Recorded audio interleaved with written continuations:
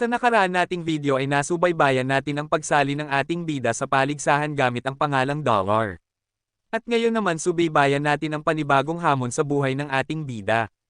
Sa opisina ng istasyon ng teleportasyon, inilagay ni Yang Manli ang isang kapsula sa harap ni Chin Zuan. Station Master, sigurado ka bang gusto mong gamitin ito? Tanong ni Yang Manli habang tinitingnan si Chin Zuan na kinuha ang kapsula. Kailangan kong malaman kung bakit ayaw niyang pumunta sa Black Hawk at kung gusto ba niyang sumali sa aking grupo, sabi ni Chin Zuan. Maraming mga lalaki na katulad niya, duwag, sakam, at malibog. Walang pangangailangan na paamuhin siya. Sa tingin ko dapat nating gawin ang lahat ng makakaya natin para makuha si Dollar sa ating panig na maaaring maging pinakamahusay na mamamana, sabi ni Yang Manli. Chin Zuan ay ngumiti lamang. Siyempre, kahanga-hanga si Dollar, pero ang isang tao tulad niya ay hindi magbibigay sa atin ng anumang pagkakataon na kontrolin siya. Si Hansen ay napakatalino pa rin, at sa tingin ko ay magagawa niya ng mabuti. Pero ang taong kailangan ko ay dapat may malinis na record at handang sumali sa aking grupo na nangangailangan ng kaunting pagsisikap mula sa akin upang makumpirma. Gusto pang magsalita ni Yang Manli pero pinigilan siya ni Chin Zuan, maliban kung makuha mo si Dollar na sumali sa ating grupo, pero kung hindi si Hansen ang pipiliin ko. Hindi sumagot si Yang Manli, ngunit lihim na nagpa siya na hanapin si Dollar at kumbansihin siya. Hindi alam ng ating bida kung ano ang nakita ni Chin Zuan sa kanya na gusto niyang sumali siya sa kanyang grupo. Bago siya pumasok sa teleport station, siniguro niyang hindi siya nasa paningin ni Chin Zuan. Sa kasamaang palad, walang bagay ang makakaligtas sa kanyang paningin. Tumingin kay Chin Zuan na nakatayo sa harap niya na may bahagyang ngiti sa kanyang mukha, kinailangan ng ating bida na lumapit. Matagal na tayong hindi naglaban. Ipakita mo sa akin ang iyong progreso. Nang mapansin ni Chin Zuan na hindi niya binanggit ang ibang bagay, lihim na nakahinga ng maluwag ang ating bida. Mas mabuti na ang ating bida ngayon, pero hindi siya naglakas loob na ipakita sa kanya ang lahat ng kaya niya. Kahit na ginawa niya, malamang natalunin pa rin siya nito. Uminom ka ng tubig. Inalis ni Chin Zuan ang kanyang helmet at kumuha ng 2 bote ng tubig. Binuksan niya ang isang bote para sa sarili at ibinigay ang isa sa ating bida. Walang pagdududa ang ating bida at uminom mula sa nakasilang bote ng tubig. Hansen, sa tingin mo ba maganda ako? Biglang nagtanong si Chin Zuan. Maganda, syempre maganda ka. Nagulat ang ating bida at tumingin sa kanya, hindi maintindihan kung bakit niya tinatanong ito. Hindi ito ang kanyang estilo. Sa tingin mo ba mas maganda ang mga labi ko o ang mga mata ko? Tanong ulit ni Chin Zuan. Nanghina ang ating bida. Hindi niya mapigil ang tumingin sa bibig ni Chin Zuan, at unti-unti ay umakyat ang kanyang paningin at napadako sa kanyang maliwanag na mga mata. Ang kasulatan ng Jade Esken ay nagsimula sa mga salitang ito, Jade Skin at walang kapintasan na katawan, mga kasamaan ay nawawala at mga sumpa ay walang kabuluhan. Nang ininom niya ang tubig, alam ng ating bida na may mali, pero ininom pa rin niya ito nang walang pag-aalinlangan. Nang marinig ang isang pag-ugong, naramdaman ng ating bida na parang sinisipsip ang kanyang isipan at mga mata sa mga mata ni Chin Zuan at halos nawalan siya ng malay. Halos sabay na lumabas ang lamig mula sa kanyang mga kamay at paa. Ang Jade Esken ay nagsimulang tumakbo sa kanyang katawan ng kusa at ang lamig ay nagbalik ng kanyang mga pandama. Ang babaeng ito ay gustong hipnotiyan ako. Ano bang balak niya? Ang ating bida ay may pumasok sa isip na pang-aasar pero hindi niya ito ipinakita sa kanyang mukha. Pinanatili niya ang mukhang naguguluhan. Hansen, hindi ba maganda ang mga mata ko? Tanong ni Chin Zuan. Maganda sila, sagot ng ating bida sa mahinang boses. Aling bahagi ng katawan ko ang pinakagusto mo? Tanong muli ni Chin Zuan. Ang mga suso mo, hindi nag-atubiling sagutin ng ating bida. Bakit? Tanong ulit ni Chin Zuan. Malalaki, malambot, at masigla sila, sagot ng ating bida.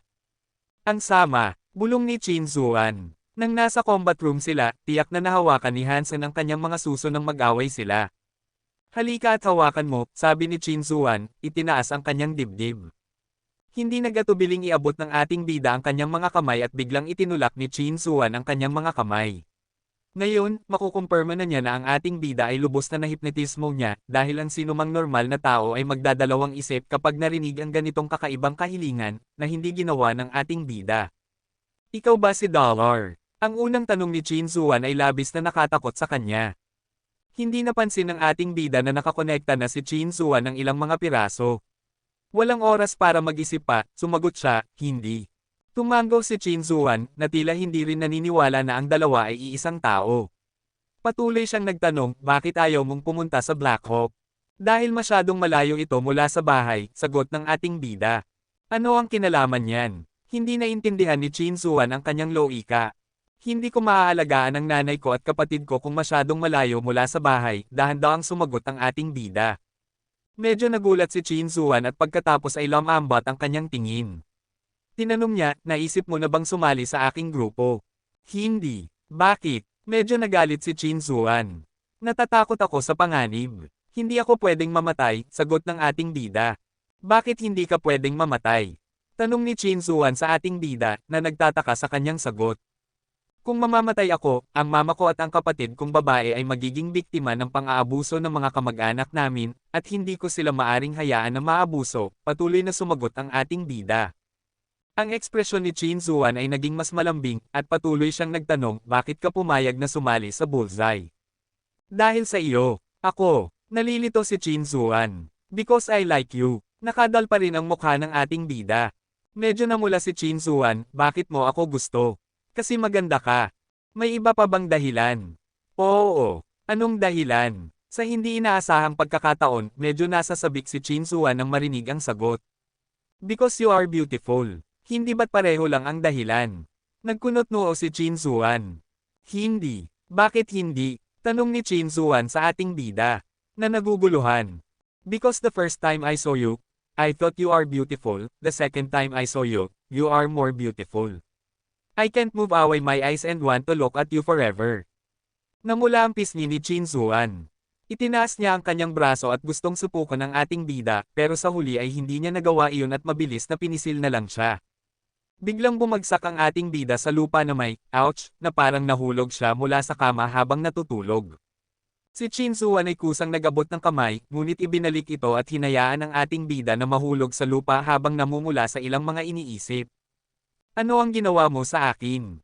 Biglang umakyat ang ating bida mula sa lupa at nagkunwaring natatakot. Huwag kang mag-alala, gusto ko lang malaman kung bakit ayaw mong pumunta sa Black Hawk, mahinang sinabi ni Chin Zuan. Hinipnotismo mo ako. Galit na tanong ng ating bida. Isang proseso ang kailangang pagdaanan upang makasali sa squad. Ang mga taong pinaglilingkuran namin ay espesyal, kaya't kailangan naming tiyakin na bawat miyembro ay may malinis na tala. Ako mismo ay dumaan sa parehong proseso. Tumingin si Chin Zuan sa ating bida at mahinahong sinabi, maaari kang magpahinga ng mabuti na ang iyong pamilya ay paprotektahan ng militar kapag pumunta ka sa Black Hawk at sumali sa aking squad. Walang makakasakit sa kanila. Ang ating bida ay mukhang hindi sigurado at nanatiling tahimik. Gayon din, masasabi ko sa iyo na bawat kanlungan ay may parehong uri ng pangkat na nagbibigay ng serbisyo para sa mga espesyal na kliyente. Ang trabahong ito ay hindi ka ilalagay sa malaking panganib. At iyon na ang lahat ng masasabi ko sa iyo. Maaari mo itong pag-isipan ng mag-isa. Hindi nakarinig ng sagot, kinailangan ni Chin Zuan na magtanong, ano sa tingin mo? Gusto mo bang sumali sa aking squad? May pagpipilian pa ba ako? Sabi ng ating bida na may pilyong ngiti. Subukan mong makapasok sa Black Hawk. Pag sumali ka sa aking koponan, magiging masaya ka sa desisyon mo ngayon. Pinalo ni Chin Zuan ang balikat ng ating bida. Kung may kailangan ka, kahit ano, ipaalam mo lang sa akin. Susubukan kong tulungan ka para makapaghanda ka sa entrance exam ng Black Hawk, sabi ni Chin Zuan.